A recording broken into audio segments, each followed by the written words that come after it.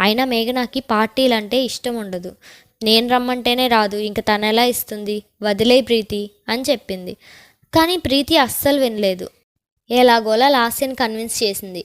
ఇద్దరూ వెళ్ళి మేఘనాని అడిగారు. మేఘనా, నీకు స్కాలర్షిప్ వచ్చింది కదా, ఈసారైనా పార్టీ ఇవ్వచ్చు కదా అని అడిగింది ప్రీతి. లాస్య కూడా అవును అన్నట్టుగా తల ఊపుతూ, ఆ మేఘనా, నాకు కూడా నీ అచీవ్మెంట్ని సెలబ్రేట్ చేసుకోవాలని ఉంది. ఎలాగో మేం పార్టీ ఇస్తే నువ్వు రావు కదా, సో ఈసారి నువ్వే ఇవ్వు అని రిక్వెస్టింగ్గా అడిగింది. లాస్యకి ప్రీతి రూపా ప్లాన్ తెలియకపోయినా దాంట్లో ఒక మెయిన్ రోల్ ప్లే చేసింది. ఫస్ట్ టైం లాస్య అలా అడిగేసరికి మేఘనాకి ఒప్పుకోక తప్పలేదు. అదండి విషయం. అలా మొత్తానికి ప్రీతి రూప అనుకున్నది అనుకున్నట్టు సాధించారు.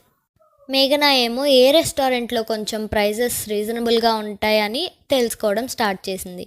సండే రానే వచ్చింది. రూపానే అందరినీ పికప్ చేసుకుంటా అని చెప్పింది. ఈ పార్టీ విషయం ఇంట్లో చెప్పింది